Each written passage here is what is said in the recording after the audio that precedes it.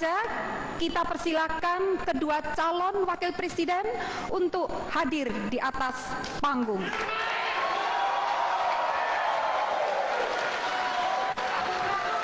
Calon nomor urut 1, Bapak Insinyur Haji Muhammad Hatta Rajasa, kami persilakan. Dan calon nomor urut 2, Bapak Haji Muhammad Yusuf Kalla.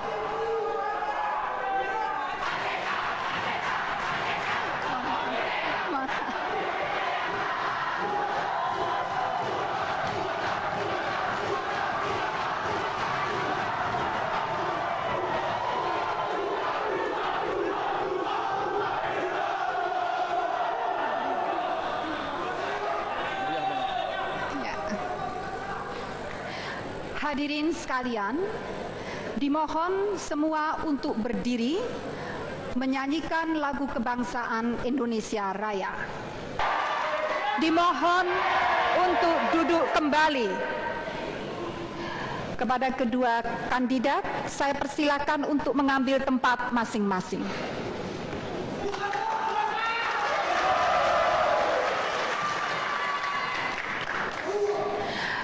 Baiklah hadirin, sebelum acara ini kita mulai, untuk menjaga ketertiban dan kelancaran acara debat, akan kami ingatkan sekali lagi aturan yang telah ditetapkan oleh Komisi Pemilihan Umum yang ditayangkan sebagai berikut. Debat sesi calon wakil presiden putaran keempat mengusung tema Pembangunan Sumber Daya Manusia dan Iptek dibagi menjadi 6 segmen. Segmen pertama, moderator mempersilakan calon wakil presiden menyampaikan visi dan misinya masing-masing dalam waktu 4 menit. Moderator kembali memberikan kesempatan kepada masing-masing calon wakil presiden untuk mempertajam visi dan misi selama 3 menit di segmen kedua. Selanjutnya di segmen ketiga, moderator akan melayangkan pertanyaan yang sama kepada semua kandidat untuk dijawab dalam waktu maksimal 3 menit. Masing-masing calon wakil presiden diberikan kesempatan 2 kali untuk saling bertanya pada segmen keempat. Pada segmen kelima dan keenam, kedua calon wakil presiden akan diberikan kesempatan untuk bertanya, menjawab, menanggapi, sekaligus menyempurnakan jawaban. Di bagian akhir, keduanya diberikan waktu masing-masing 2 menit untuk menyampaikan pernyataan penutup.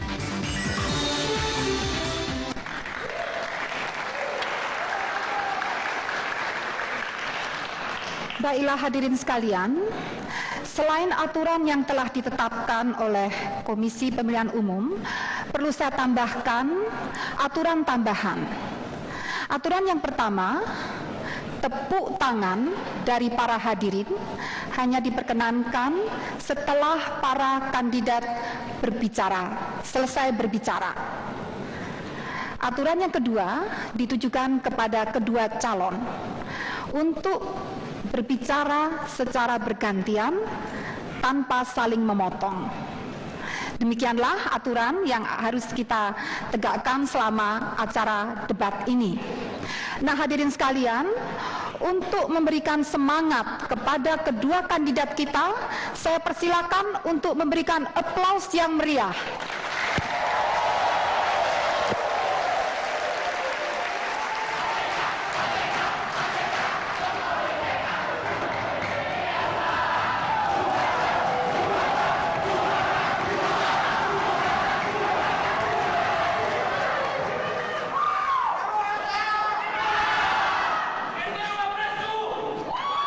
Baiklah hadirin, terima kasih atas tepuk tangannya. Baiklah hadirin, kita mulai segmen pertama adalah pemaparan visi dan misi. Kesempatan pertama saya berikan kepada Bapak Yusuf Kalla. terkait dengan tema sumber daya manusia dan iptek. Mohon Bapak dapat menyampaikan visi dan misi Bapak dalam waktu 4 menit. Waktu 4 menit mulai sekarang. Bismillahirrahmanirrahim. Assalamualaikum warahmatullahi wabarakatuh. Waalaikumsalam warahmatullahi wabarakatuh. Saya hormati Pak Hatta, Ibu Moderator, para hadirin, pimpinan, para calon presiden, serta seluruh bangsa tanah air. Pertama, mari kita semua bersyukur kepada Allah Subhanahu wa taala atas kesempatan ini, dan mari kita ucapkan selamat kepada seluruh umat Islam yang melaksanakan ibadah Ramadan. Mudah-mudahan ibadah kita diterima Allah Subhanahu wa taala. Saudara sekalian, hari ini kita berbicara sumber daya manusia dan iptek. Ini untuk melaksanakan konstitusi. Konstitusi mengajarkan kepada kita bahwa tugas negara mencerdaskan bangsa.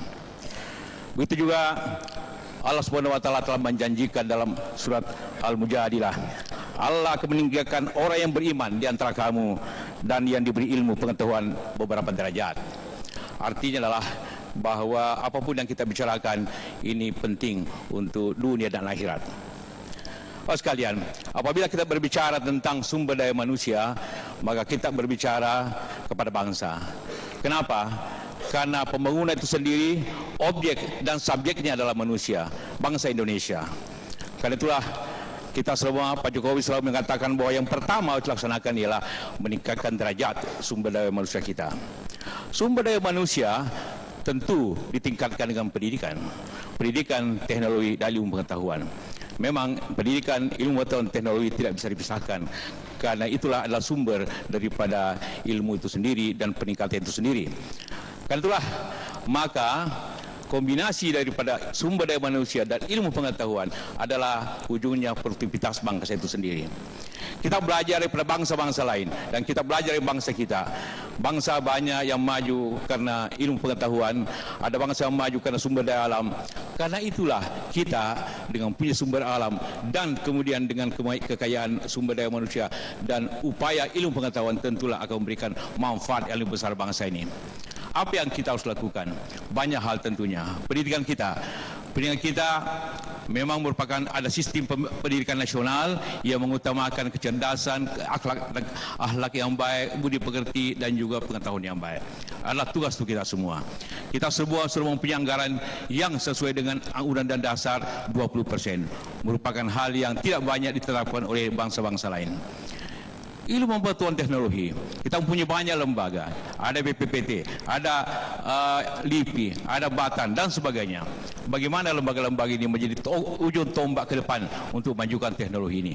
Begitu juga universitas begitu banyak yang harus disatukan kemampuannya untuk memajukan ilmu pengetahuan bangsa ini. Karena dengan modal perguruan tinggi, modal pendidikan, modal daripada institusi swasta yang harus maju bersama-sama akan menjadi suatu kekuatan besar ke bangsa ini. Tentu dibutuhkan usaha, dibutuhkan kebersamaan bangsa ini untuk maju secara bersama-sama. Mudah-mudahan dalam kesempatan ini kita semua akan mendapatkan suatu kesempatan yang sama. Karena kemajuan itu kemajuan kita semua. Kemajuan itu adalah harapan kita semua. Pendidikan, ilmu pengetahuan, sumber daya manusia merupakan suatu hal yang tidak bisa berdiri sendiri. Harapan kita semua mudah-mudahan dalam pemerintahan ke depan, apapun caranya kita harus maju dengan kemampuan dulu. Terima kasih. Bapak Yusuf Kalla, masih ada waktu. Terima kasih. Terima kasih. Untuk berikutnya saya persilakan Bapak Hatta Rajasa untuk memaparkan visi dan misi terkait dengan tema saat ini. Waktu 4 menit mulai dari sekarang. Bismillahirrahmanirrahim. Assalamualaikum warahmatullahi wabarakatuh. Selamat malam dan salam sejahtera bagi kita semua. Yang saya hormati Bapak Muhammad Yusuf Kalla, calon Wakil Presiden Republik Indonesia nomor 2. Ibu moderator yang saya muliakan, seluruh rakyat Indonesia yang saya cintai dimanapun berada. Pertama-tama, izinkanlah saya menyampaikan selamat menunaikan ibadah puasa kepada seluruh umat muslimin dan muslimat di seluruh tanah air. Saudara sekalian yang saya cintai, pembukaan Undang-Undang Dasar 1945 mengamanatkan kepada kita bahwa kita mencerdaskan kehidupan bangsa. Artinya sangat tergantung kepada kualitas sumber daya manusia dan penguasaan ilmu pengetahuan dan teknologi. Sedangkan kualitas sumber daya manusia sangat ditentukan oleh dua faktor utama, pendidikan dan kesehatan.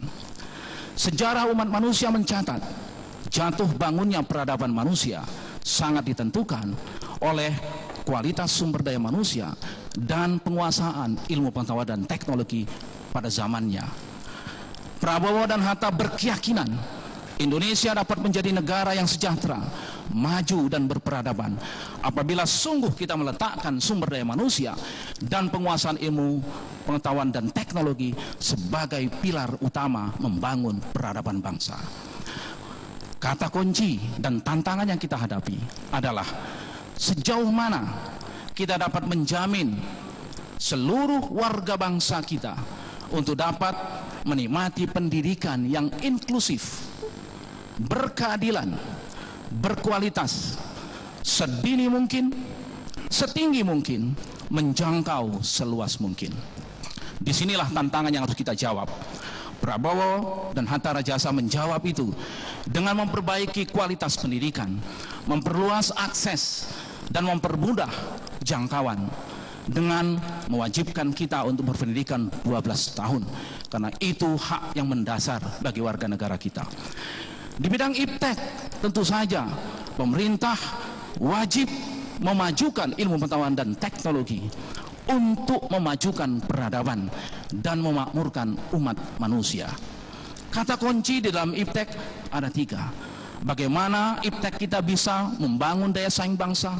Yang kedua, bagaimana iptek kita dapat menjawab, merespons keberlanjutan pengelolaan sumber daya alam kita, baik nirhayati maupun hayati. Dan yang ketiga adalah bagaimana iptek kita mampu menyiapkan masyarakat Indonesia yang kritis, yang inovatif untuk menjawab tantangan globalisasi yang semakin ketat. Di bidang kesehatan, kita akan melanjutkan perbaikan gizi masyarakat, memperluas akses pelayanan BPJS, baik cakupan maupun mendekatkan pelayanan kesehatan kepada masyarakat. Apabila kita melihat, kita pun penting meningkatkan produktiviti dari tenaga kerja kita yang 46% masih berpendidikan SD. Oleh sebab itu penting bagi kita untuk meningkatkan produktiviti dengan membuka balai-balai latihan, meningkatkan pusat-pusat keunggulan, pusat-pusat inovasi agar seluruh komponen masyarakat kita mendapatkan pendidikan, mendapatkan kesehatan, dan mendapatkan ilmu pengetahuan untuk membangun peradaban bangsanya. Inilah beberapa poin yang kami sampaikan. Terima kasih. Assalamualaikum warahmatullahi wabarakatuh. Waktu masih 3 menit, 3 detik. Waktu masih, oke. Terima kasih. Terima kasih.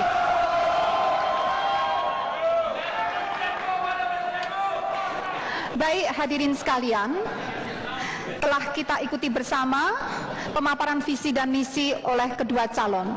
Untuk segmen berikutnya, kita akan masuk pada pendalaman visi dan misi. Namun sebelumnya kita ikuti jeda berikut.